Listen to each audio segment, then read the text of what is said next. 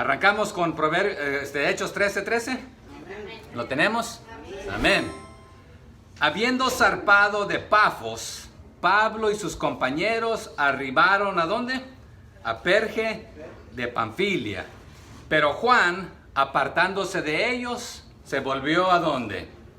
A Jerusalén. Nótese que ahora se dice Pablo y sus compañeros. ¿Quién era el que dirigió el viaje a la isla primero? Bernabé. A la isla de Chipre, ¿verdad? Porque Bernabé era de Chipre, él conocía, etcétera. Pero ahora van a ir a las zonas de las sinagogas. Pablo indudablemente conoce a los líderes de las sinagogas. Él era ciudadano romano, fariseo, judío. Pablo de Tarso. Él conocía lugares, él conocía idiomas, él estaba adiestrado, etcétera. Así que ahora aquí él comienza como el líder. Pero Perge de Panfilia, esta era una provincia al sur de la costa de Asia Menor. Hoy en día se le conoce como Turquía. Yo he estado en estas zonas y está situada a 18 kilómetros de su puerto que se llama Atalia, que más tarde se menciona en el 14:25. Pero al final ahí del 13 nos dice que Juan Marcos, era el familiar de Bernabé, su madre era María, se volvió a Jerusalén. Pero no nos da el motivo por el cual Juan Marcos se regresa a Jerusalén. ¿Sería que hubieron choques ahí entre el liderazgo? ¿Sería que ahora que mi tío Bernabé no es el líder, pues no quiero ir?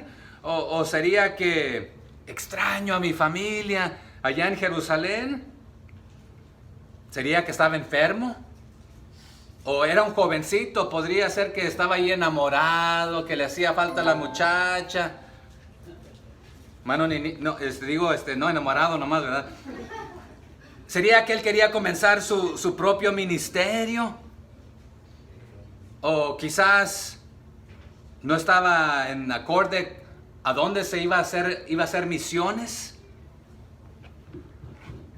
¿O posiblemente quería quedarse en la isla? Porque si Bernabé es de Chipre y Juan Marcos es su familiar y María es su madre, que él quería quedarse entre los de su familia. ¿O sería que Pablo quería llevarlos a estar con los judíos y ellos querían estar con los gentiles? No sabemos, pero no pierdan ahí Hechos y vaya conmigo a Romanos, allá adelantito, capítulo 9. Solamente voy a leer del 2 al 5 de Romanos 9, del 2 al 5.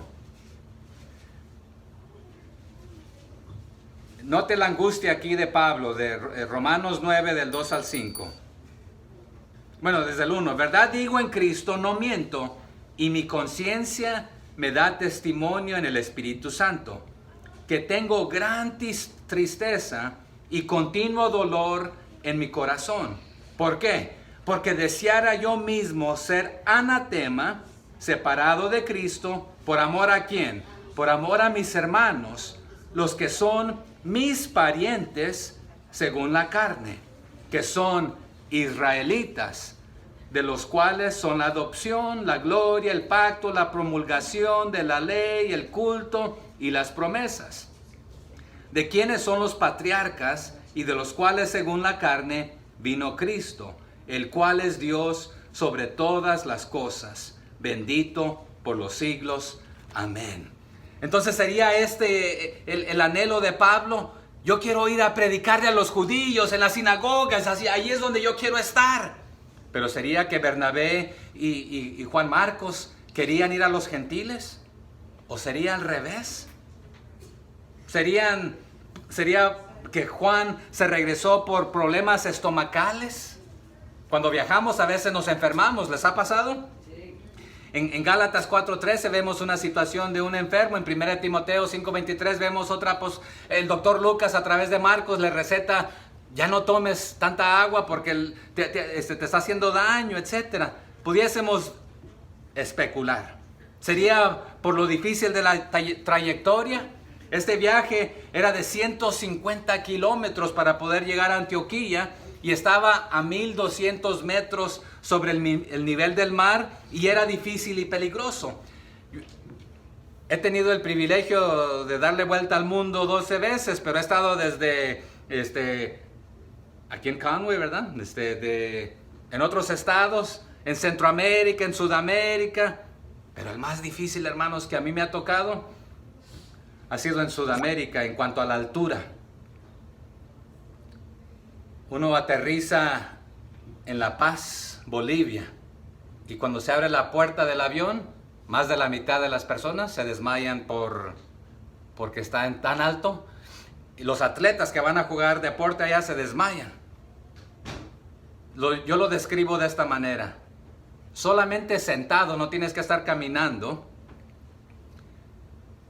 Sientes que estás bajo agua, que ya aguantaste toda la respiración que pudiste aguantar y que te quieres salir para respirar aire, pero tus pies están atrapados y no alcanzas si quieres respirar. Eso es solo de estar sentado. Ya cuando caminas se siente peor. ¿Sería por esto que Juan le tuvo miedo al viaje? ¿Por la altura?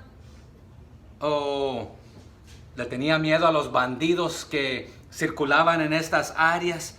¿Sería que le tenía miedo a las inundaciones repentinas que amenazaban esta región?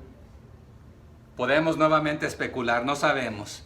Pero cuál haya sido el motivo, no le dejó buen sabor a Pablo, porque lo vio como alguien que abandonó la misión, alguien en quien no se puede confiar, alguien en quien no se puede depender, alguien que dice una cosa y hace otra.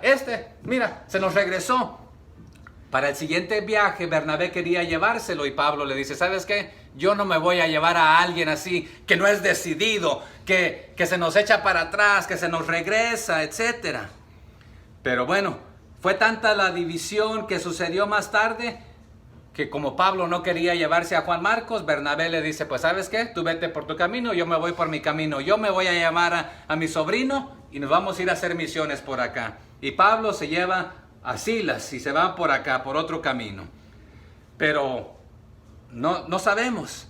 Pero sabemos que Bernabé estaba interesado por la familia que viniera a los pies de Jesucristo. María era la que abría su casa, su hermana ahí, donde se oraba, donde se estudiaba la palabra. Es más, esta casa fue la que fue la raíz, ahí la sede para que ahí comenzara la iglesia de Jerusalén.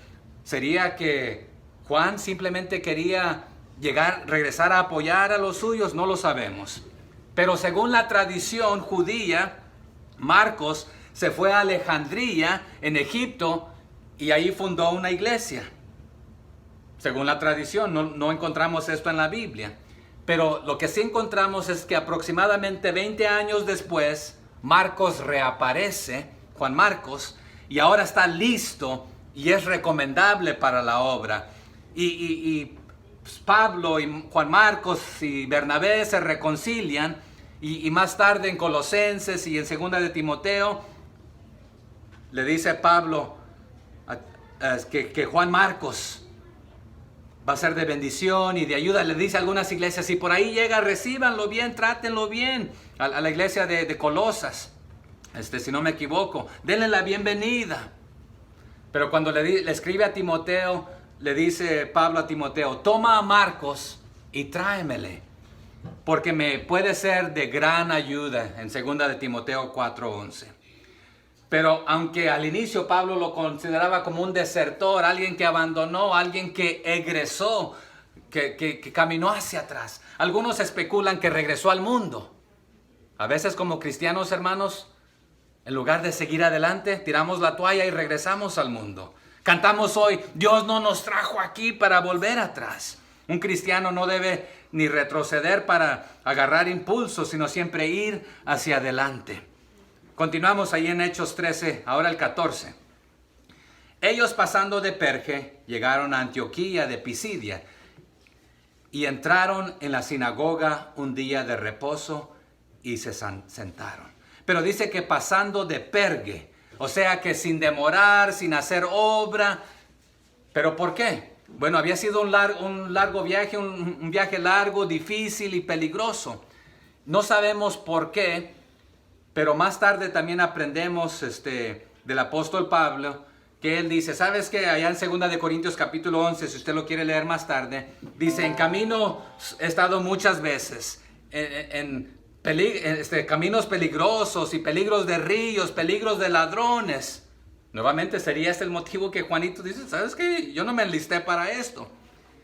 Pero pasaron de Pergue y pasaron de largo también, porque en estas temporadas, si probablemente estaban viajando antes de mayo, los caminos hubiesen estado cerrados por la nieve. Era un lugar muy frío en este momento.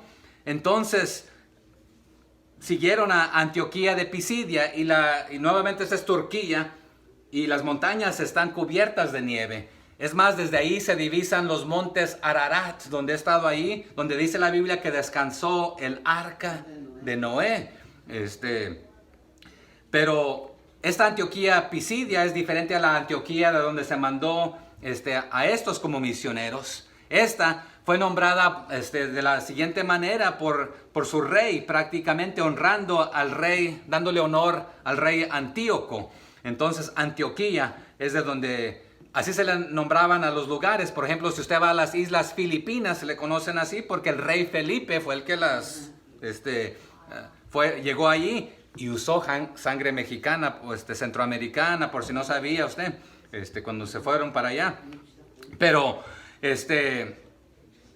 ¿cuál era la tradición de Pablo? Cuando llegaba de lugar en lugar, seguía las rutas donde ya había sinagogas. Llegaba allí, compartía de Cristo, y los judíos normalmente lo recibían bien. Vamos a ver que más tarde, cada vez que él habla de Cristo, del arrepentimiento, que Él es el camino, la verdad y la vida, los van a echar para afuera. Pero ¿qué sucedía en las sinagogas? En las sinagogas siempre había la lectura de la palabra del Señor. Siempre se leía una porción del Pentateuco. ¿Cuáles libros son estos? Los primeros 5. Siempre se recitaba de memoria la Shema. ¿Qué significa eso, hermano? Es recitar. Y se acuerdan que para la edad de 12 años ya los niños, los jovencitos tenían memorizadas las escrituras, los libros. Pero por ejemplo la Shema, ellos sabían la palabra del Señor. ¿Qué es eso? Decían algo así. Shema Yisrael, Yahweh Eloheinu, Yahweh Ehad. Deuteronomio 6:4, ¿qué significa? Oye, oh Israel, ¿qué cosa? Jehová, tu Dios, Jehová, uno es. Y continuaban ahí citando. Se sabían de memoria que Dios era el único Dios. Conocían que cuando te levantes, cuando te acuestes, cuando andes, cuando te sientes, comparte de la palabra del Señor a tus hijos. Se elevaban oraciones ahí en las sinagogas, se leía la ley, nuevamente. Se leía una porción de los profetas, se daba un sermón y se hacía rutinariamente semana tras semana. Es más, hermano Sergio, los líderes de las sinagogas decidían, eran los que dirigían los servicios y daban el sermón, pero cada semana elegían a una persona diferente para dirigir y invitaban a rabinos para participar. Hoy tenemos al rabino fulano que nos va a dar una explicación de este pasaje. En el Nuevo Testamento, en Mateo 4 y en Lucas 4, tenemos a Jesús que hizo como era su costumbre y se levantó para leer, y el atendiente, ¿qué le da? Le da un rollo. ¿Cuál rollo? ¿Quién se acuerda? De Isaías. El Espíritu de Jehová está sobre mí por cuanto me ha ungido para... Y luego, ¿qué les dice? Ustedes han estado leyendo esto toda su vida, pero hoy se está cumpliendo ante ustedes. Esta era una costumbre que se hacía, y la iglesia cristiana después lo adopta, que cuando leían una porción se daba una predicación, había cánticos, himnos espirituales, y habían visitas que llegaban de otro lugar. Hermanos, tienen una palabra para nosotros, y se compartía. Pero continuemos ahí en el capítulo 13, verso 15. ¿Qué nos dice? Y después de la lectura de la ley y de los profetas, los principales de la sinagoga, ¿qué hicieron? Mandarles a decirles: varones hermanos, si tenéis alguna palabra de exhortación para el pueblo, hablad. Es una orden, ¿verdad? Si nos van a exhortar, exhórtenos, háblenos. Vengan, bienvenidos. Esta era la costumbre. Y pudiéramos leer en Corintios, en Timoteo, en Hebreos, en diferentes pasajes donde se hacía también con la iglesia cristiana, pero en estos momentos en las sinagogas esta era la práctica. ¿Y qué hizo Pablo? ¿Qué hizo Bernabé? Aceptaron. Pero nuevamente esta era la rutina, pero cuando comenzaban a predicar y a enseñar, a la gente no le comenzaba a gustar. Pero ¿qué hacía Pablo? Aprovechaba que él conocía a su propia gente. Y él comenzaba hablándoles del pacto, del Antiguo Testamento, les hablaba así de Israel, a los judíos, les hablaba de Abraham. ¿Sabe qué, hermanos? Usted y yo podemos utilizar la misma estrategia.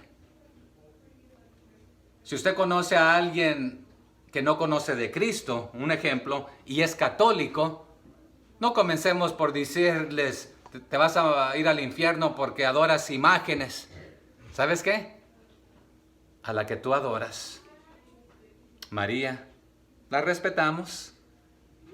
Fue a través de ella, sí, que vino el Señor Jesús, pero hablemos de nuestro Salvador y utilicemos lo que ellos conocen y lo que nosotros conocemos para hablarles de Jesucristo. Algunos se van a ofender, aquí vamos a ver que se ofenden por hablar con lo que ellos conocen, pero no lo han entendido bien y Pablo se los va a explicar y lo van a rechazar. Pero les va a hablar del pacto, ¿sí? Les va a hablar de su linaje. Eran orgullosos de que yo soy el pueblo escogido. Nosotros somos el especial tesoro, la niña de sus ojos. Somos. Pero a menos que no te arrepientas. Y alguien dijo esta mañana, creo que fue la hermana Mago, si no me equivoco. Israel, hoy hermanos, no conocerá la verdadera paz si no conoce a Jesús, que es el único que les puede dar la verdadera paz. Aquí Pablo sí les va a trazar la historia que ya se la conocen, pero va a comenzar con las raíces comunes, pero luego los va a confrontar con la verdad del Evangelio. Y toda persona que recibe el Evangelio en el sentido que lo escucha, es confrontado con esto. ¿Aceptarlo o rechazarlo? ¿Qué va a hacer usted? ¿Rechazarlo o aceptarlo? Y eso es para el judío, como el griego, como el mexicano, guatemalteco, hondureño, salvadoreño, costarricense, americano, no importa de dónde vengas. Todos tenemos que tomar una decisión. Pero tomamos nuestra decisión al rechazarlo, al no aceptarlo. Entonces, ellos están creídos que van a ser salvos porque son de la descendencia, que su padre es fulano, mengano, etc. Pero todos somos llamados a tomar una decisión y va a resultar o en salvación o en juicio, dependiendo qué decide usted. Pero ¿se acuerdan qué ha estado pasando con el Evangelio? Comenzó desde Jerusalén, se expandió ¿a dónde? Judea, luego Samaria y ahora está llegando hasta lo último de la tierra. Ahora usted y yo tenemos el Evangelio. ¿Qué vamos a hacer con él? Y aquí está un detalle, hermanos. Los paganos, los gentiles, que no habían tenido la oportunidad de escuchar, están escuchando por primera vez. Pero también la respuesta de los gentiles al Evangelio es tanto como buenas noticias como malas noticias. Y lo voy a explicar enseguida. Pero el hecho de que los gentiles fueron incluidos para la salvación trae regocijo, pero esto resultó en la autoexclusión de muchos judíos, diciendo y creyendo que están a salvo por ser simplemente del linaje, de la raza.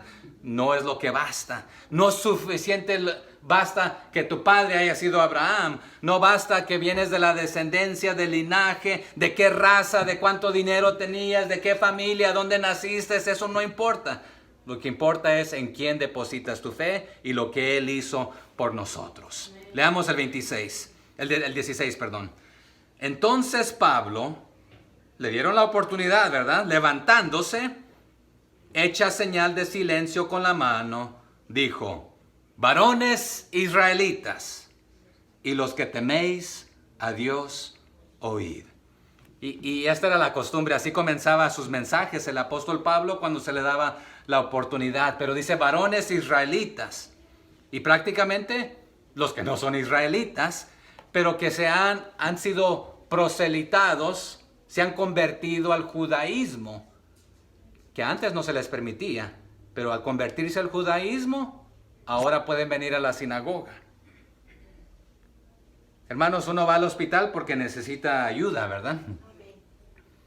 Pero hay gente que dice, no voy a ir a la iglesia, no voy a ir a los pies del Señor hasta que arregle mi vida. Venimos a los pies del Señor para que Él nos dé vida, nos perdone, etc. No después de que arreglamos nuestra vida, ¿verdad?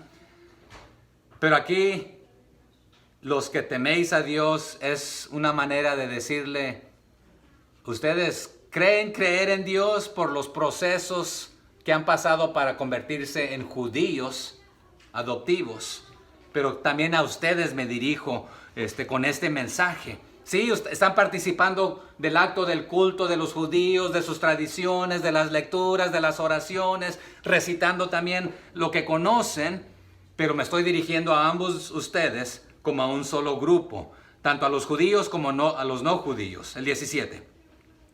El Dios de este pueblo de Israel escogió a nuestros padres y enalteció al pueblo, siendo ellos extranjeros en tierra de Egipto, y con brazo levantado los sacó de ella.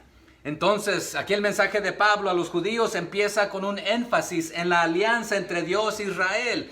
Recuerden que el motivo que están aquí, que ustedes existen, es porque no fue por sus obras, no fue por lo que ustedes pudieron hacer. Ustedes estaban hasta el fondo del barril, eran oprimidos, eran esclavos, y fue Dios que con su mano potente los rescató, los sacó, los trajo fuera de ahí. Ustedes eran extranjeros. No estaban en su tierra, en su patria, estaban en otras, eran peregrinos y extranjeros. Pero lo que Pablo está utilizando allí es de que aquí estamos ustedes y mi persona también como peregrinos y extranjeros en este mundo. Este es nuestro Egipto. Y así como Dios los rescató de Egipto, del verdadero, y los sacó dándoles salvación en este aspecto, ahora espiritualmente también es lo que está ofreciéndonos. Pero estos judíos no querían aceptar y no entendían esa conexión, esa relación. No puedes ser salvo por tus propias obras. No me importa que tengas memorizada el Antiguo Testamento y que lo recites y te lo conozcas. No basta esto. Aquí somos peregrinos y extranjeros. De ahí de esta palabra extranjero, parroquia, es la palabra en el griego, que significa forastero y extraño, peregrino, no ciudadano. Hoy en día se le nombran a ciertas iglesias parroquias, pero realmente el significado es ser peregrino, forastero. Y el apóstol Pedro, que también lo encontramos aquí en el libro de los Hechos, usa este sentido de parroquia en el sentido espiritual. Ustedes y nosotros, los cristianos, los que vivimos temporalmente aquí en este mundo, somos peregrinos y extranjeros. Este es un mundo que no es amistoso para el cristiano, pero el Señor ha preparado para los cristianos un hogar permanente con Él, en su presencia. Y por lo consiguiente somos peregrinos y extranjeros. No vivamos aquí como que vamos a pasar el resto de la eternidad. Estamos simplemente pasando aquí con un propósito para hablarle a otros. Verso 18. Y por un tiempo, como de 40 años, los soportó. ¿Dónde? ¿Cuántos años, hermanos? ¿Quién recuerda? 40 años. Y aquí la palabra soportó, en el griego, es una que lleva doble sentido. Usted y yo casi siempre la usamos en una manera negativa, pero también tiene ese significado.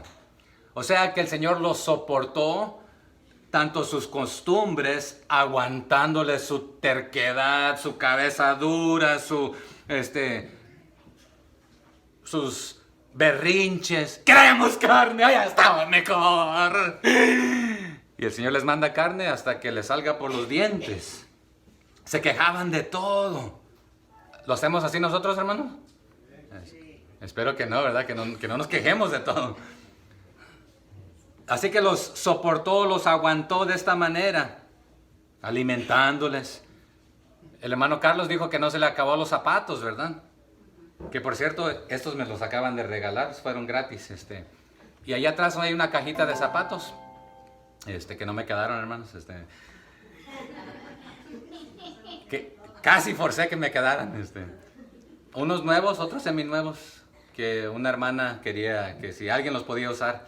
Yo nomás agarré los que me quedaban, hermanos. Pero dejé otros que me quedaban también para compartir, ¿verdad?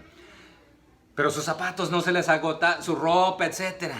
Pero aquí aguantar o soportar es como una mamá amamantaría a su bebé, soportándolo sobre su pecho, llevándolo, cargándolo, apoyándolo, amamantándolo, acariciándolo en este aspecto. Pero también como un padre llevaría a su hijo en un largo camino. A veces te lo pones aquí en tus hombros, las piernas aquí, ¿verdad? Lo llevas ahí agarradito, a veces con la mano ahí de la espalda. A veces aquí las mujeres pueden hacer la cintura, los hombres no sé por qué no podemos muy bien así. Los llevamos más aquí, ¿verdad? Yo me los echo aquí como un costal en el hombro, ¿verdad? Así está más fácil. Pero es esta idea. Los soporté por sus berrinches, pero los llevé, cuidándolos, protegiéndolos. Cantamos de esto el día de cuando venía problemas, los defendía. Cuando vinieran los ataques, etcétera, aguantándolos, apoyándolos, etcétera. Verso 19. Y habiendo destruido 7 naciones en la tierra de Canaán, les dio en herencia su territorio. Si usted regresara allá de Deuteronomio 7.1, están en varios otros lugares, también creo que en Josué, al Eteo, al Gergeseo, al Amorreo, al Cananeo, al Fereceo, al Ebeo y al Jebuseo. ¿Fueron 7? A ver, dígalos. ¿Quién se los memorizó? Todos feos, terminan en Eo, ¿verdad? El Ateo, Gergeseo, Amorreo, Cananeo, Fereceo y Ebeo y el Jebuseo, ¿verdad? Muchos Eos. En otras palabras, si no vieron mi mano en esto, era para protegerles y que a través de esta descendencia viniera el Salvador. Pero ustedes se la conocen, pero ignoran esto. Verso 20. Después, como por 450 años, les dio jueces hasta el profeta Samuel, aguantándolos también. O sea que los eteos te iban a matar, los derroté para defenderte, los jerjeseos, etcétera, etcétera. ¿Y por qué no les cabe en esta cabeza dura? Y si fuera poco, y esto aquí no es de que es históricamente preciso, ahí está la palabra cómo. O sea, un aproximado de 450 años, pero de cuándo a cuándo. Y pudiera darle una lista como de 20 opciones de que se puede medir el tiempo y es aproximado ahí de 450 años. Y no contradice esto a Primera de Reyes 6.1 que nos da ahí como 480 o algo así, otra cifra. Aquí no, la intención no es ser exacto, sino que les está dando un resumen. Tanto tiempo, porque anteriormente por un tiempo los aguantó, y luego por otro tiempo, y luego por otro tiempo. O sea que nosotros de donde yo vengo usamos la palabra harto. ¿Ustedes la usan también? Pero la usamos como que estoy harto, pero también significa bastante, ¿verdad? Y es en doble sentido, que podemos estar hartos de tanto y tanto y tanto. Pero aquí también, por un tiempo los aguantó, por otro tiempo también, y por otro tiempo también. Aproximadamente 450 años. ¿Y los jueces qué hacían? Vivían bien el pueblo de Israel. Pecaban. Caían en opresión.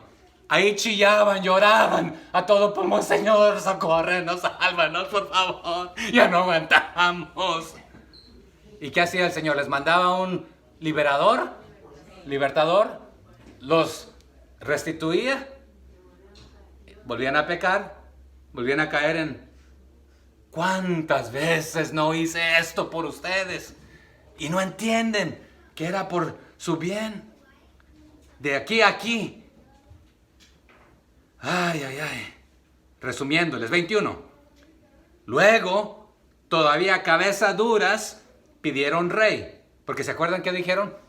Sí. Queremos, hay un berrinche, queremos ser como las otras naciones.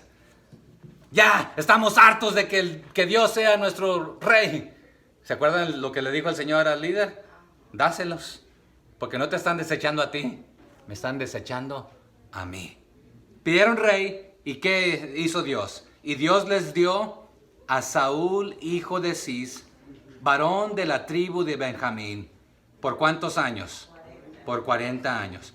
Que por cierto no nos dice exactamente, no encontramos en la historia cuántos años, pero aquí... Y para mí es muy interesante este juego de palabras aquí y la intención de Pablo. Dios tenía planes perfectos, pero ustedes pidieron planes imperfectos.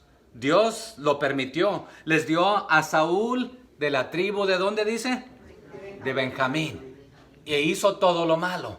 Pero les quiero decir hoy que yo, Saúl, ese es su nombre de la tribu de Benjamín, ahora estoy aquí para darles el mensaje de la salvación que antes ustedes descartaron allá anteriormente y les fue mal. Y aquí les estoy diciendo, escuchen, yo soy Saúl, vengo de la tribu de Benjamín y les traigo buena noticia, que si ustedes aceptan esto, pero ustedes siguen cabeza duras, no quieren escuchar, no quieren el evangelio, no quieren las buenas nuevas. 22. Quitado les levantó por rey a David, de quien dio también testimonio diciendo, he hallado a David, hijo de Isaí, varón conforme a mi corazón, quien hará todo lo que yo quiero. Saúl no hizo lo correcto. David y las escrituras que dan testimonio de él son prominentes para la predicación aquí, ya que los judíos esperaban que la salvación vendría a través de su Mesías, a través de la descendencia y linaje de David. Pero también se acuerdan, si usted lee la genealogía en Mateo 1:1 acerca del Mesías, se le refiere al Mesías como hijo de David. Pero hermanos, lo que Pablo les está diciendo aquí, ustedes han malinterpretado todo este tiempo esta escritura. Ustedes creían que iba a ser David mismo, pero este David, aunque fue e hizo en obediencia al Señor ciertas cosas, no nos dice aquí la escritura que David fue perfecto. Sí fue un hombre tras el corazón de Dios y fue un gran hombre, un gran rey, pero no fue perfecto. David pecó, es más, cometió adulterio, mató, mintió, traicionó a su nación, y le puedo dar una lista larga de todo lo que hizo. Y aún finalmente ni siquiera pudo dirigir a su hogar bien. ¿Qué sucedió con sus hijos? Un montón de problemas. Pero se arrepintió y Dios lo usó. Pero lo que les está diciendo Pablo, en Jesús, el hijo de David, se cumple perfectamente todo. Lo que Saúl ni lo que David realmente pudo cumplir, es Jesús, el hijo de David, que lo hace. Verso 23. De la descendencia de David, y conforme a la promesa, Dios levantó ¿a quién? A Jesús, por Salvador a Israel. O sea que aquí el énfasis es el hijo de David, el hijo de Dios. ¿Y cómo se llama? Jesús, Salvador, Emmanuel, Dios con nosotros, Padre eterno, príncipe de paz. Dios fuerte, Padre eterno, ¿verdad? Él es de la descendencia, de la simiente de David. Y no quiere decir que fue hijo inmediato, ¿verdad? Que fue su papá, sino que de este linaje, de esta descendencia. Pero lo van a rechazar. El único nombre. En el libro de los Hechos ya hemos hablado que aún Lucas, el doctor Lucas, nos da 12 nombres y resaltan 2. ¿Quiénes eran de los 12 discípulos? Pedro y Juan. De los 7... que fueron nombrados como líderes, y Felipe, y de los 5 que fueron nombrados, de los que de ahí en el capítulo 12, Bernabé y Saulo. Pero hermanos, el que resalta sobre todos estos es el Espíritu Santo, su obra, hablando de la obra de Jesucristo, pero ellos la van a rechazar. Verso 24. Antes de su venida, predicó Juan el bautismo de arrepentimiento a todo el pueblo de Israel. Que por cierto, el bautismo que Juan predicaba era similar al bautismo judío para los prosélitos. Y el bautismo que ellos conocían era la purificación, el lavarse para estar bien. O sea que si por ahí se rozaban con un gentil que no iba a la iglesia, que no era cristiano, que no era judío, rápidamente se iban y se echaban un baño, entre comillas un bautismo, para quedar purificados y santificados. Señor, te doy gracias que no soy como esta chusma. Era su actitud. Entonces el lavarse, el purificarse, esa era la mentalidad de ellos. Y para ser judío tenías que cumplir estos requisitos para convertirte en prosélito. Purificación física era para los judíos lo importante. Es más, y el gentil no podía ser parte a menos que se purificara, porque para ellos otra vez eran sucios, los consideraban como basura, como leña para el fuego, etcétera, para el infierno mismo. Pero en Cristo, hermanos, no importa de dónde vienes, si te arrepientes de tus pecados, el Señor te adopta, te recibe. Verso 25. Mas cuando Juan terminaba su carrera, dijo: ¿quién pensáis que soy? No soy yo él, mas he aquí viene tras mí uno de quien no soy digno de desatar el calzado de los pies. Aquí en el griego se lee de esta manera: no soy aquel que ustedes suponen que soy. Ustedes han deducido, judíos, que yo soy el Mesías. ¿Quiénes suponen que soy? Yo no soy él, el que ha de venir. Yo no soy el Mesías. Yo no soy el que pensáis que soy, sino que el que piensan que yo soy, viene detrás de mí. Él es quien, del cual yo no soy digno ni de desatar su sandalia de sus pies. Verso 26. Y note cómo se refiere a ellos: varones hermanos, hijos del linaje de Abraham, y los que entre vosotros teméis a Dios. A vosotros es enviada la palabra de esta salvación. Note que los divide en dos grupos, pero realmente los está contando como un solo grupo. Ustedes que se han convertido en judaizantes o judíos, aunque no nacieron de una familia judía, no tienen un nombre hebreo, no son de esta raza, pero se convirtieron entre comillas, en ciudadanos judíos. Les estoy hablando a ustedes también.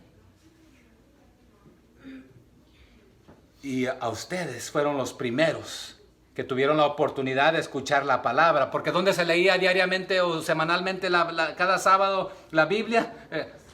En las sinagogas. Y ahí es donde se reunían todos los judíos o los que habían sido proselitados, que se habían hecho como judíos. Verso 27.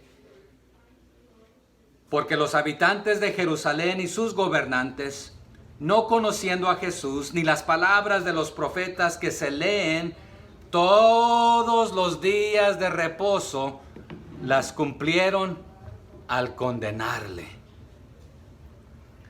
Entonces, ¿a quién le está echando el paquete aquí Pablo? Primero, a los habitantes de Jerusalén. ¿Y a quiénes más? A los gobernantes. Supuestamente no conocieron a Jesús. ¿Por qué? Porque no lo aceptaron, lo que está diciendo, como el Mesías. Ni la palabra de los profetas que leen todos los días de reposo. O sea que ustedes conociéndola, memorizándola, estudiándola, recitándola, compartiéndola, explicándola, en todo este tiempo no lograron entender de que era Jesús el que vendría y que vino. No lo recibieron. Hicieron mal por esto. Porque no las cumplieron porque las cumplieron al condenarle. Entonces, ¿qué hicieron ellos? ¿Qué nos dice Juan? ¿A lo suyo vino? No le recibieron. A los judíos y a los prosélitos judíos, a los que no eran judíos de nacimiento y raza, pero se hicieron como los judíos, ellos tuvieron la oportunidad de escuchar el evangelio porque se leía cada fin de semana en sus sinagogas. Pero los gentiles, los que no van a una sinagoga, a un templo, a una iglesia, no han escuchado el evangelio. Pero se culpa a todos aquellos que han escuchado esto de haber matado a Jesús. Pero Pablo comienza por ahí para que ellos digan, sí, fueron aquellos los bandidos desgraciados culpables que hicieron esto. Nosotros no queremos parte de esto, que no se nos incluya como ellos. Pero les da la oportunidad de que se alejen y se arrepientan, de que ellos no rechacen. Pero estos, aún leyendo semanalmente, tampoco aceptarán. También tomarán parte de esto. Verso 28. Y sin hallar en él, en Jesús, causa digna de muerte, pidieron a Pilato que se le matase. Sin hallar en él causa de muerte. O sea que hicieron todo lo posible para hallarla, pero no la hallaron. Mateo 26, 59, 27, Marcos, Lucas, Juan, usted puede leer los 4 evangelios que investigaban, buscaban. Y como no encontraron, ¿qué hicieron? Compraron testigos falsos. Porque después de voltear todas las piedritas e investigar, no hubo ni una sola falla por el cual condenarle. Sí, le buscaron la manera y le pusieron palabras en su boca y mintieron y trastornaron y manipularon. Pero aún ellos sabiendo de que no se encontraba falla ni falta, prosiguieron a matarle. Así que aunque los líderes judíos no hallaron motivo de condenación, así aún tramaron la muerte de Jesús. Y ustedes son culpables de lo mismo si, escuchando el evangelio, deciden rechazar a Jesús. Así como ellos lo rechazaron, usted hará lo mismo si no acepta a Jesús. Y esto es lo que les está predicando. 29. Y habiendo cumplido todas las cosas que de él estaban escritas, quitándole del madero, lo pusieron en el sepulcro. Y sabemos que los discípulos y aún no se le pudo dar realmente el entierro debido. Es más, por eso después de que ya está en la tumba, llegan con las especias, porque era normalmente no obligatorio, sino la costumbre de que se hacía en preparación del cuerpo, pero porque sucedió ¿en cuándo? Día de reposo, pues no había tiempo y no se podía hacer trabajo. Y aunque lo honraron, lo bajaron, lo sepultaron, lo que les está diciendo Pablo, aún esto el Señor los convirtió en ustedes en el hazme reír, porque supuestamente su plan bien ejecutado y planificado para matarlo, porque aunque no encontraron mal, buscaron maneras de tacharle con mal, pero Él se burló de ustedes. Porque supuestamente todo lo malo que ustedes estaban haciendo, aún protegiéndose y pagándole a testigos falsos para que dijeran esto, y a los soldados que cuando resucitó que dijeran esto, que nos quedamos dormidos y que quién sabe qué pasó, y hasta el día de hoy se repite esto, era para prácticamente burlarse de ustedes, porque Él no es la víctima, sino que prácticamente los utilizó para llevar a cabo su plan, su propósito, para su honra, para su gloria, porque sin la muerte y sin el derramamiento de sangre no hay qué cosa, hermanos, remisión de pecados. Pero para que ustedes se vieran más burlados, el Señor les resucitó de entre los muertos, cumpliendo, llevando a cabo su propósito. O sea que ustedes pensaron que lo habían derrotado y que ahí iba a terminar todo. No, es a través de esto que Él obtiene su victoria y Él triunfa, no solamente tomando de regreso la vida, sino para darnos vida a nosotros. Verso 30, mas Dios le levantó de los muertos. Hermanos, cuando compartamos a Jesucristo, hablemos de su venida, hablemos de su santidad, sí, pero hablemos también de su muerte. Pero que no se quede ahí, hablemos de su resurrección, pero también hablemos de su retorno, de su venida por su iglesia, por los que creen, por los que le han recibido, porque en la casa de mi Padre muchas moradas hay. ¿Porque qué? Si yo no me fuere, o ¿cómo dice? Así, se los hubiera dicho, voy pues a preparar para que donde yo esté, vosotros también estéis. Verso 31. Y Él se apareció durante muchos días a los que habían subido juntamente con Él de Galilea a Jerusalén, los cuales ahora son sus testigos ante el pueblo. En otras palabras, aquí muchos días, ¿cuántos días fueron? 40 días. ¿Notan el juego de palabras? La desobediencia los trajo ¿cuántos años en el desierto? Pero ahora de este lado, Él ahí, uno por cada año, les estuvo ahí apareciendo, dándoles oportunidad. Y es más, entre nosotros todavía hay vivos de aquellos que le vieron en aquel tiempo. Y el 32 nos dice, y nosotros también os anunciamos el evangelio de aquella promesa hecha a nuestros padres. En otras palabras, ¿qué más prueba quieren? De que la resurrección de Cristo es la prueba más grande de que Él es el Hijo de Dios. La religión está llena de hombres que están dispuestos a ser Dios, pero el cristianismo es el único donde el Dios creador estuvo dispuesto a humanarse, haciéndose siervo, obediente hasta muerte y muerte de cruz, pero para poder tomar su vida de regreso para darnos vida. Y este es el motivo. No era posible que fuera retenido por la muerte, porque Él es el Hijo de Dios. Y por tanto, Él tiene la vida. Él es el autor de la vida, la cual nadie puede dar si usted no es el autor. Y si Él no es el autor, no hubiese podido haberla tomado de regreso. Y si Él no puede darse vida a sí mismo, no nos puede dar vida a nosotros. Entonces, Pablo, ¿qué les está diciendo? Les estamos anunciando el cumplimiento de la promesa que se hizo a nuestros padres. Esta promesa en el griego es espangelia, que ahí también tenemos la palabra evangelio, el evangelio, la promesa. Aquí es en doble sentido. Es una promesa de lo prometido y se está cumpliendo cumplidamente. Cuando uso la palabra cumplidamente, ¿cómo la entienden?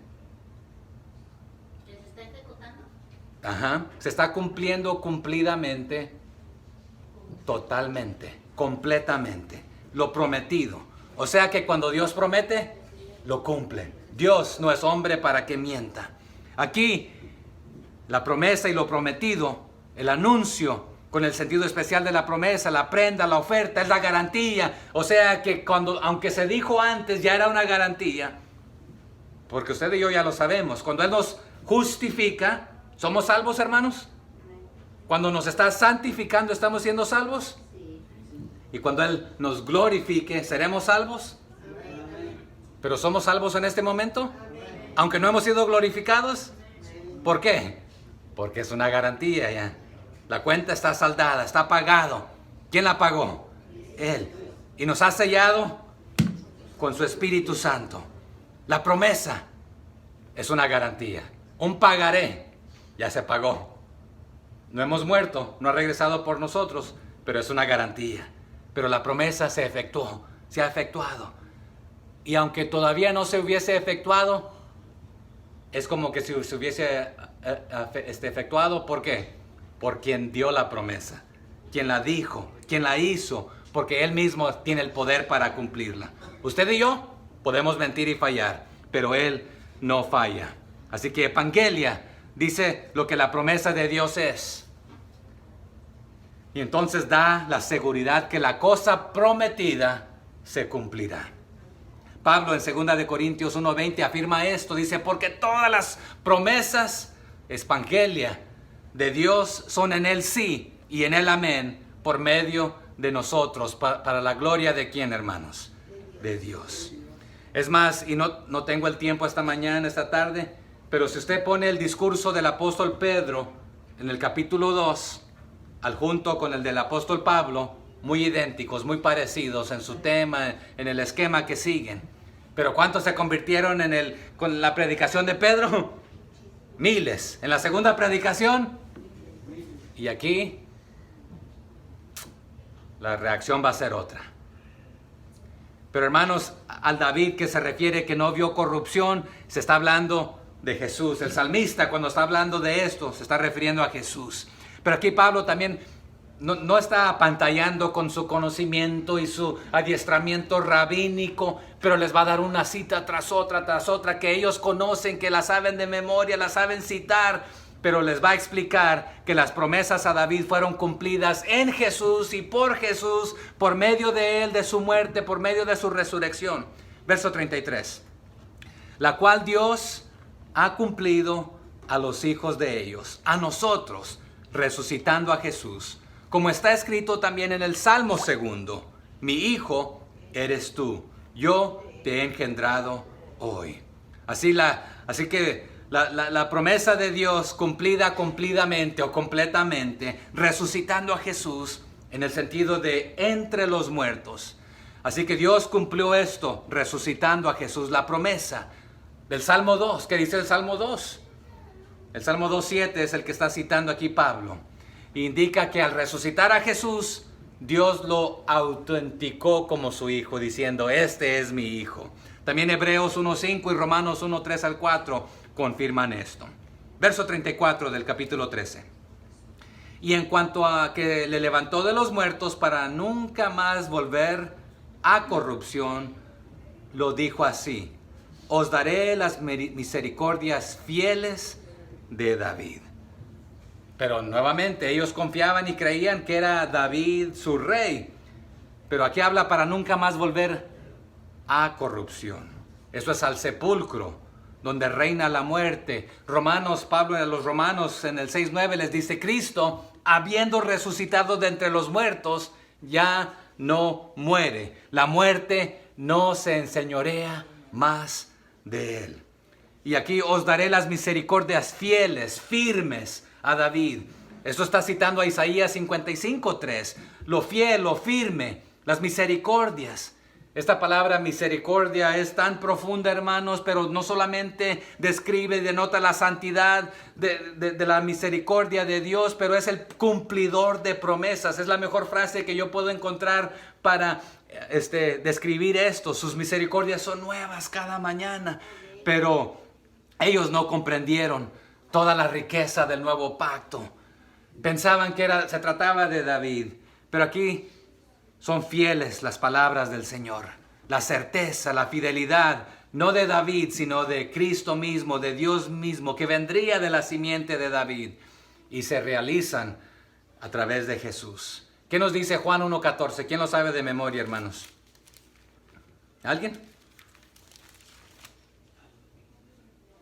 Y aquel verbo fue hecho carne y habitó entre vosotros y vimos su gloria, gloria como del unigénito del Padre, lleno de gracia y de verdad. Pero hermanos, ¿cómo comprueban estas palabras la resurrección de Cristo? La presuponen. ¿Qué significa esto? Porque Él lo prometió, se lo prometió a David, a su reino eterno. El gobernador de este reino no podía permanecer bajo el poder de la muerte. Así que no está hablando de David, sino del Hijo de David, porque Él es eterno. Verso 35. Por eso dice también en otro salmo. ¿Y cuál salmo? El Salmo 16. No permitirás que tu santo vea corrupción. Tu santo. También se puede traducir que tu siervo fiel. ¿Y quién fue el único que cumplió todo completamente y fielmente? Jesucristo, ¿verdad? Hechos 2:27 también, que por ahí pasamos, hermanos, dice, porque no dejará mi alma en el Hades, ni permitirás que tu santo vea corrupción. Y nuevamente, la predicación de Pedro y la de Pablo muy, muy similares. Verso 36. Porque a la verdad, David, ustedes son inteligentes, deberían saber esto, habiendo servido a su propia generación, según la voluntad de Dios, ¿qué hizo? Durmió. ¿Qué significa dormir aquí? Morir. Y fue reunido con sus padres y vio corrupción. O sea que no se necesita de un genio. Ustedes saben que ya no está aquí con nosotros. Entonces no se trata de Él, se trata de Jesús, a quienes ustedes continúan rechazando. Sí, David fue un hombre tras el corazón de Dios, pero hizo todo lo que pudo hacer, tuvo sus fallas, no fue perfecto, durmió, murió, vio corrupción, se unió a sus padres, o sea que fue sepultado.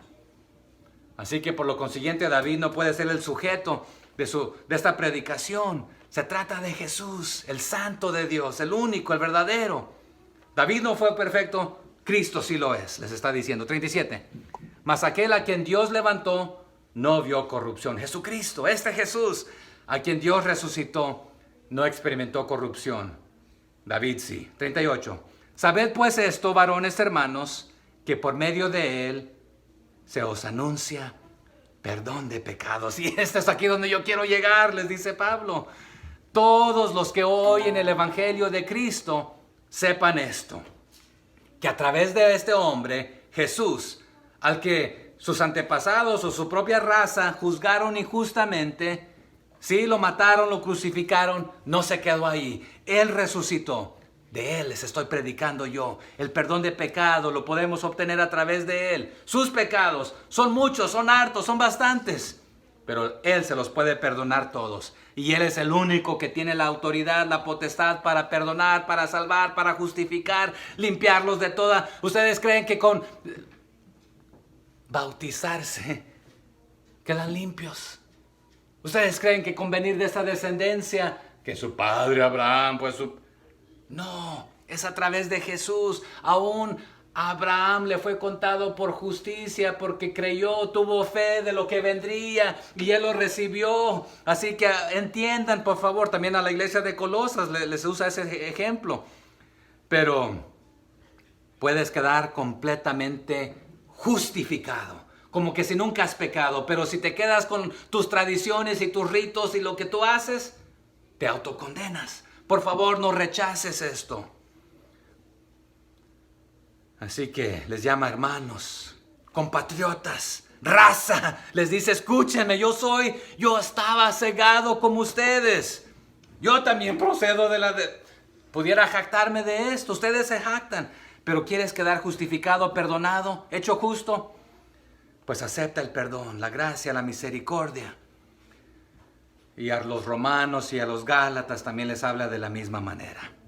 Reciban el perdón de pecado a través de Jesucristo. Verso 39. Y que de todo aquello de que por la ley de Moisés no pudiste ser justificados, en él es justificado todo aquel que cree. O sea que la ley les fue dado para instruirles, no como un medio de salvación. A los Gálatas les dice de la misma manera. Pero este versículo a veces se malentiende. De todo lo que por la ley de Moisés no pudiste ser justificados. Algunos dicen, bueno, entonces quiere decir que algo me puede justificar la ley. No. Esta cláusula no es excepcional, sino explicativa. ¿Qué significa esto?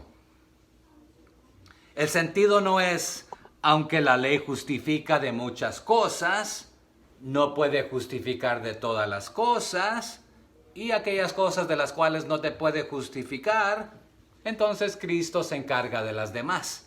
No, no está diciendo esto, sino que está diciendo por Cristo el creyente es justificado de todas las cosas, mientras que la ley de nada justifica, en nada te va a perdonar. Es más, lo que la ley hace, te condena, no te salva.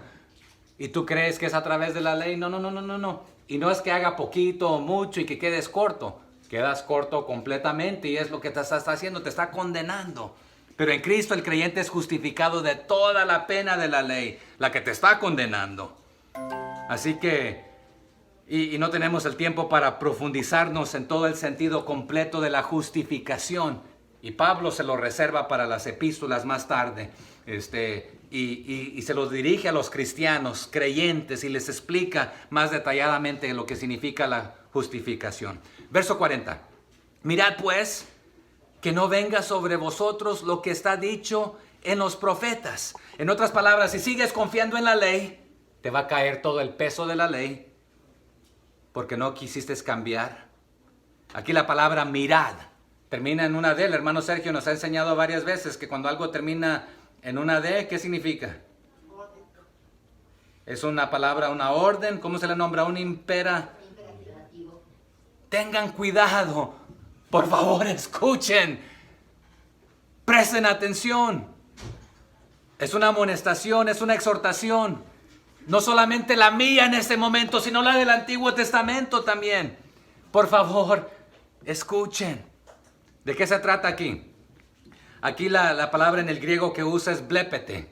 Y esta es una yuxtaposición. ¿Saben qué es esto? Yuxtaposición. Yuxtaposición. ¿Han escuchado esta palabra? Yo tampoco, ¿verdad? No. Aquí van de la mano y están juntitas aquí. Pero pareciera que es una expresión imperativa coordinada. O una cláusula dependiente de complemento directo. ¿Saben esto? No, ya me perdí, ¿verdad? Lo que les está diciendo es esto. Miren, por favor, escuchen. Es una exhortación, es una alerta. No permitan que les pase lo mismo a todos los demás que les ha pasado porque siguen montados en su burrito. Miren, no sea que terminen así. ¿Cómo? Como lo que les voy a decir en el 41. Mirad, oh menospreciadores, y asombraos, y desapareced.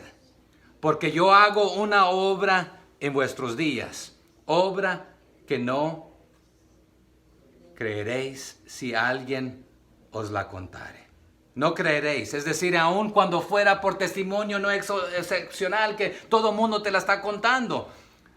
Pero ¿de qué los está advirtiendo? Se está refiriendo aquí Pablo a lo que sucedió allá en Habacuc 1:5, si usted lo quiere leer más tarde. Que fueron amonestados el pueblo judío de Israel de las misericordias de Dios, pero fue en vano. ¿Por qué? Viene una eminente destrucción. Es inevitable a menos que ustedes cambien y se arrepientan. ¿A manos de quién venía esta destrucción? De Jerusalén, a mano de los caldeos. Iban a ser llevados cautivos a Babilonia. Pero si se arrepentían, no iba a suceder. Pero si hacían caso omiso, ¿qué les pasó? Los caldeos llegaron, destruyeron a Jerusalén. Los babilónicos, ¿a dónde se los llevaron? Cautivos. Aprendan de las lecciones anteriores de lo que pasa. Pero esta vez no va a ser solamente cautiverio. Muchos murieron. Si ustedes rechazan a Jesucristo, el único que puede perdonarlos y salvarlos, justificarlos, les va a venir esta cosa tan terrible que no se las quiero explicar. Porque no hay palabras para explicarles, pero queda corto decir que ahí será el lloro y el crujir de dientes. Ahí el gusano no muere, ahí estarás apartado por la eternidad del Señor. Por favor, entiende que la historia se repite, sí. Pero esto jamás se repetirá porque esto será el punto final de todo lo que sucederá. Por favor, 42. Pero ¿qué sucede? ¿Cuál fue la reacción de ellos? Cuando salieron ellos de la sinagoga de los judíos, los gentiles les rogaron que el siguiente día de reposo les hablasen de estas cosas. Hermanos, algunos que aún no han aceptado a Jesucristo te van a dar otra oportunidad para que les hables la verdad del Evangelio, les compartas. Pero otros no van a querer escuchar. Te van a hacer burla, te van a maltratar, se van a reír de ti, pero están tomando su decisión. O aceptando a Cristo o rechazándole. Pero aquí, aparentemente, algunos de ellos, la semilla es sembrada, están creyendo, quieren creer, tienen sus dudas todavía, pero quieren otra oportunidad. Pero la Biblia, ¿qué nos dice, hermanos? Hoy es el día, ¿de qué? De salvación. Hoy es el día aceptable. Usted y yo no tenemos el día de mañana garantizado. Pero estos asumen que tienen otro fin de semana para escuchar. Hablándoles, animándoles después del discurso de la sinagoga. Cuéntanos más, platícanos más. Y si usted lee aquí entre estos versículos, antes que llegara el próximo sábado, los apóstoles aquí, ¿quiénes son? ¿Cómo se llaman los que se fueron de misioneros? Pablo y Bernabé. Ya Juan ya no está con ellos, ¿verdad? Aprovechan para invertir en ellos y hablarles entre semana. Así que la reacción de la gente, no de los líderes, la de los líderes fue, bueno, la vamos a ver aquí enseguida, 43. Y despedida la congregación, muchos de los judíos y de los prosélitos piadosos siguieron a Pablo y a Bernabé. En otras palabras, sí, muchos se convirtieron. Porque dice, quienes hablándoles les persuadían a que perseverasen en la gracia de Dios. O sea, que estamos contigo, creemos y aceptamos el mensaje que nos has traído, pero háblanos más, explícanos más, discipúlanos, en otras palabras. 44. El siguiente día de reposo se juntó casi, ¿quién? Toda la ciudad para oír la palabra de Dios. ¿Qué sucedió? Aquellos que aceptaron, aquellos que creyeron, tienes que venir a escuchar esto. Quédense otra semana aquí para que nos hablen, que nos expliquen la palabra. No nos importa que los líderes no quieran. Y salieron por toda la ciudad a invitar, a traer, para que llegaran a escuchar. Así que los 2 días transcurridos entre los 2 sábados fueron empleados para investigar, para instruir, para discipular, para animarlos que siguieran adelante, que le echaran ganas, que no retrocedieran. Nosotros nos vamos, pero ustedes sigan adelante, continúen aprendiendo de la palabra de Dios. Pero vamos a ver que los judíos líderes, los religiosos, los encargados de que se va a leer, cuándo se va a leer, quién va a orar, quién va a dirigir, quién nos va a explicar, quién nos va a hacer esto. Estos que acaban de llegar, que no son de aquí, se creen la mamacita de Tarzán, van a arder de celo, de envidia, y más que esta gente logró atraer a toda la ciudad. No fue la gente, hermanos, fue el evangelio que atrajo, que vio las vidas transformadas de ellos, pero se van a sentir insultados y no van a permitir que el Espíritu obre en ellos, sino que van a utilizar su supuesto razonamiento. 45. Pero viendo los judíos la muchedumbre, se alegraron. ¿Así dice? Se llenaron de celos, no de amor. Y rebatían lo que Pablo decía, contradiciendo y blasfemando. Asegúrese que cuando usted está lleno de celo, va a contradecir, va a blasfemar, pero se oponían a la doctrina, que todo lo que el apóstol Pablo y Bernabé predicaban, ellos, objeción, tú estás mal. La Biblia se entiende y se interpreta así. Blasfemaban a Cristo. Eso es basura. Nuestro Padre es el que importa, nuestro Padre Abraham. La ley es lo importante aquí. Pero los judíos se llenaron de celo. Eso significa indignación. ¿Y cuál fue el resultado siempre? Alboroto, contradicimiento, blasfemias y violencia se convierte en esto. No les gustaba que Pablo y Bernabé atrajesen a tanta gente gentil. ¿Sabe que por eso nos llamamos gente nosotros? La palabra gentil no significa y suave, sino que significa no judíos. Usted y yo somos gentiles. Naciones se traduce, pero juntaron casi a todo el pueblo. Bueno, a todo el pueblo nos dice, ¿verdad?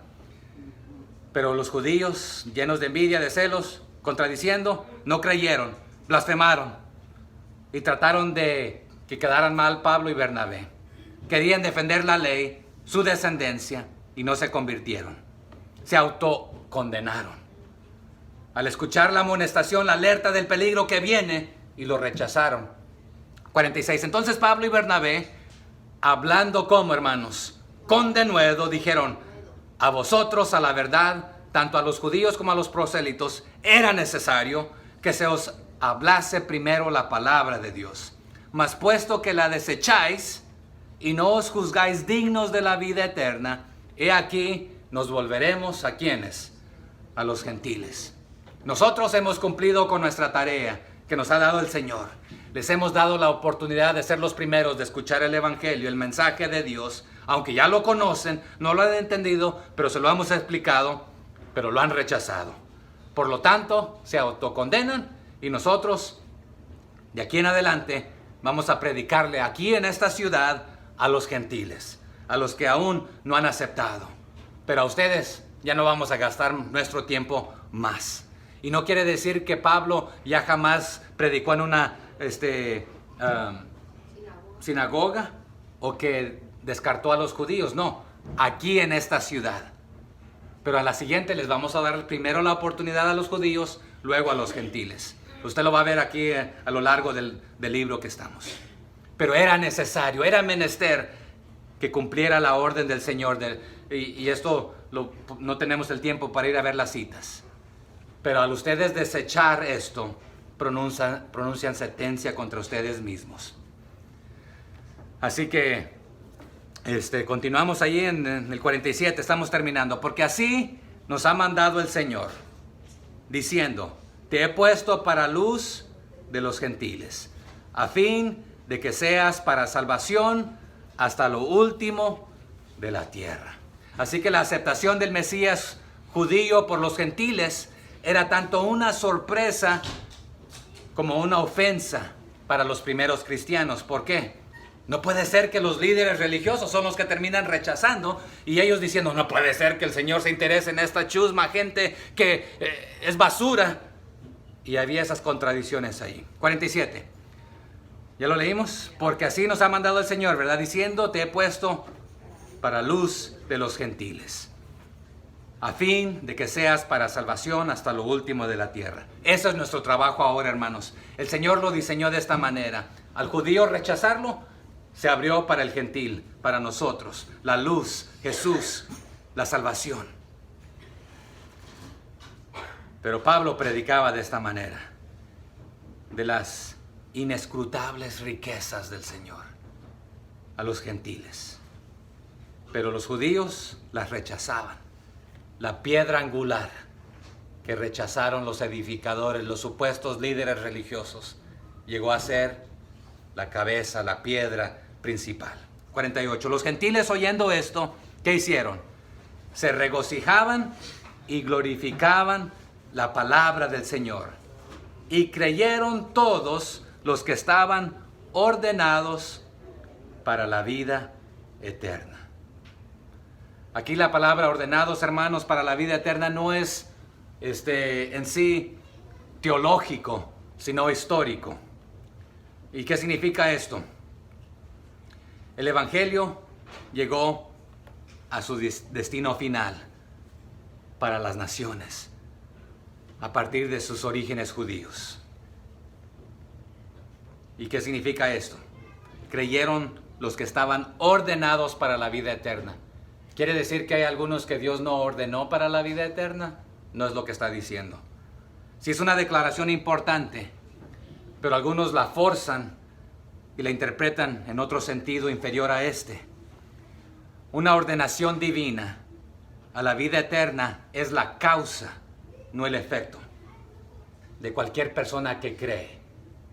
Si tú estás en Cristo, estás ordenado para la vida eterna. Pero al rechazar a Cristo, estás ordenado ¿para qué cosa? La condenación eterna. Y Romanos nos ayudan a entender esto. También Daniel, Lucas, Filipenses, Apocalipsis. Hay muchos pasajes. Ordenados, es decir, los que según el plan predeterminado por Dios, que fuesen salvos. Pero no está diciendo tú sí, tú no, tú sí, tú no, tú sí, tú no. Sino que el Señor desde antes de la fundación del mundo había preordenado que a través de Jesucristo, su muerte, su resurrección, vendría la vida eterna, la salvación. Porque segunda de Pedro 3:9, ¿qué nos dice? No queriendo que ninguno perezca. ¿Cuál es el deseo y la voluntad del Señor? Que todos precedan al arrepentimiento. Y si tú precedes al arrepentimiento, estás ordenado para la vida eterna. Pero si lo rechazas, el perdón, la misericordia, la gracia, el evangelio, estás ordenado para la condenación eterna. Porque el que está en Cristo, hermanos, está ordenado para vida eterna. El que lo rechaza está ordenado a la segunda muerte. 49. Y la palabra del Señor, ¿qué hacía? Se difundía por toda aquella provincia. ¿Cuál provincia? En Antioquía, a sus alrededores, entre los gentiles, en las áreas urbanas, en las afueras. ¿Por qué? ¿Qué sucedía en las sinagogas? ¿Ya eran permitidos? Ya no. Iban a todo lugar donde sus limitaciones de idioma le permitían ir. Verso 50. ¿Pero qué hicieron los judíos religiosos? Pero los judíos instigaron a mujeres piadosas y distinguidas y a los principales de la ciudad, y levantaron persecución contra Pablo y Bernabé. ¿Y qué hicieron? Y los expulsaron. O sea que en lugar de aceptar la verdad, ¿qué hicieron los líderes judíos? Echaron a Pablo y a Bernabé del Pablo.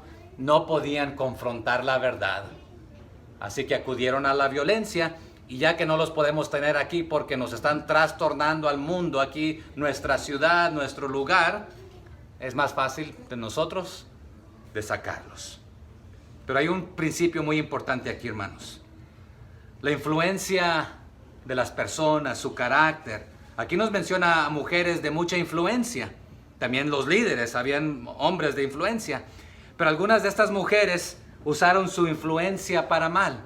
Convencieron a sus esposos de hacer cosas que fueron contra el Evangelio. Usemos nuestra influencia para el bien, no para el mal. Tanto mujeres como hombres. Más tarde, en Hechos, encontramos de una mujer de mucha influencia. Drusila era una mujer influyente. Era la esposa judía de un gobernador romano. ¿Cómo se llamaba? ¿Quién me ayuda? Félix. Por ahí por el 24. Así que, y no tengo el tiempo para desglosar algunas otras cosas, pero este lugar donde estaban en este momento había sido fundado por Alejandro el Magno, hacía 300 años antes de Cristo, pero esta gente era se encendía rápidamente, violenta también. Pero aquí en la sinagoga se reunían muchas mujeres con frecuencia de alta posición social y encontraban estas enseñanzas precisamente lo que ellas buscaban para tener prestigio, liderazgo, influencia. Pero muchas de esas se hicieron prosélitas, no cristianas, sino que judaizantes. Pero aquí estos judíos los convencieron para incitar a sus maridos, para ser oposición. El 51. Y persecución. Dice. Ellos entonces, sacudiendo contra ellos el polvo de sus pies, se fueron ¿para dónde? Llegaron a Iconio. Quedaron libres de la responsabilidad de continuar predicándole a los judíos. Y allá en Lucas, en los evangelios, en Mateo, el Señor les había dicho, si no los aceptan, ¿qué tienen que hacer? Sacudirse el polvo de sus pies. Pero los judíos también hacían esto, se sacudían el polvo cuando habían caminado ahí por las tierras de los gentiles. Pero es prácticamente echándole en cara de regreso. Nos tratan como basura, como polvo. Ustedes se han autocondenado, nos lavamos las manos, o los pies en este caso, de su polvo aún, porque no queremos que cuando el mal, la justicia caiga sobre ustedes, lo que ustedes merecen porque rechazaron el perdón, la gracia, la misericordia, no queremos tener ni su polvo en nosotros por este motivo. Y el 52, ¿qué nos dice? Y los discípulos estaban llenos de gozo. En otras palabras, no se fueron tristes y llorando. Mira lo que nos hicieron, nos maltrataron, nos cerraron la puerta, nos echaron de... Vamos a seguir llenos del Espíritu Santo. Y aquí estaban llenos, se traduce así en la Reina Valera, pero en el griego da a entender que cuando estaban predicando estaban llenos del Espíritu Santo, cuando los echaron continuaron llenos del Espíritu Santo, o sea que este rechazo no afectó ni su espíritu, ni la obra del Espíritu, sino que siguieron llenos de gozo y del Espíritu Santo, continuaron siendo llenos de Él, activos, en acción continua, para la honra y la gloria del Señor, predicando, evangelizando, discipulando, para que las personas aceptaran a Jesús.